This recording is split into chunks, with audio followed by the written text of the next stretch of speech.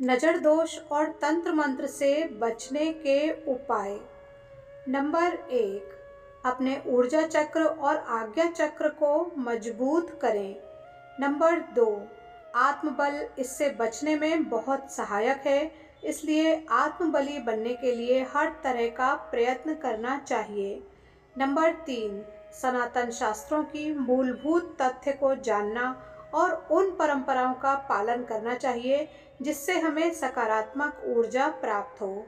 Number 4, सकारात्मक सोच का दामन हर कीमत पर थामे रहना चाहिए।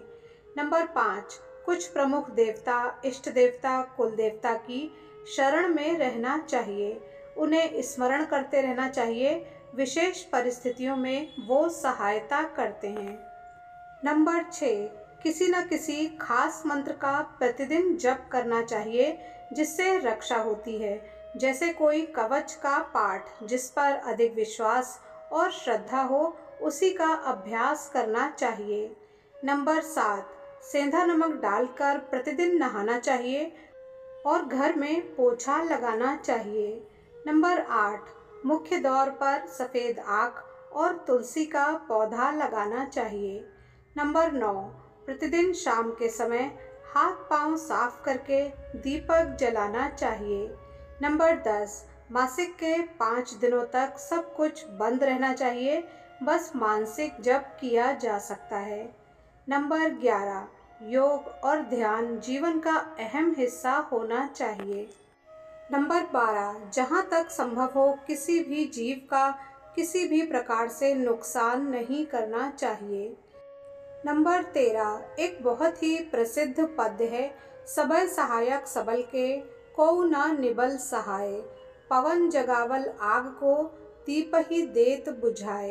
अर्थात सभी ताकतवर की सहायता करते हैं, कोई भी कमज़ोर की सहायता नहीं करता।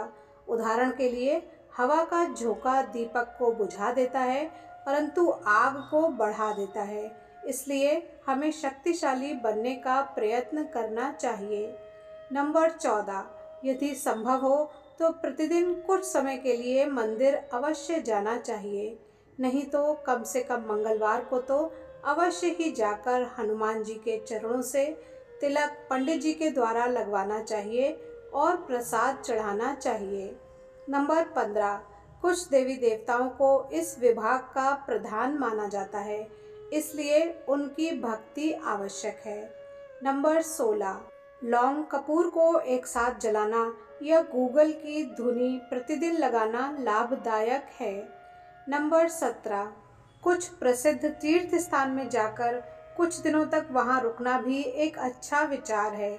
कम से कम 7 दिन या फिर 3 दिन तक वहां रुककर भक्ति करनी चाहिए और वहां का प्रसाद ग्रहण करना चाहिए।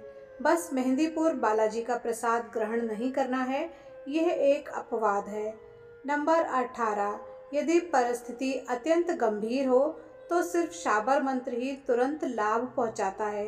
हनुमान जी का वचन है कि आपत्ति के समय कोई भी नियम लागू नहीं होता, अर्थात खुद की रक्षा करने के लिए हर तरह की कोशिश करनी चाहिए। उस समय आदर्श से हमारा काम नहीं चलता। नंबर 19, इतना सबके बावजूद भी कुछ लोग ऐसे हैं जो तंत्र मंत्र से सामने वाले को प्रभावित करने की शक्ति रखते हैं। ऐसे में किसी योग्य गुरु से दीक्षा लेकर उनके मार्गदर्शन में आगे बढ़ना चाहिए। तो ये थे नज़र दोष से बचने के कुछ उपाय। Thanks for watching.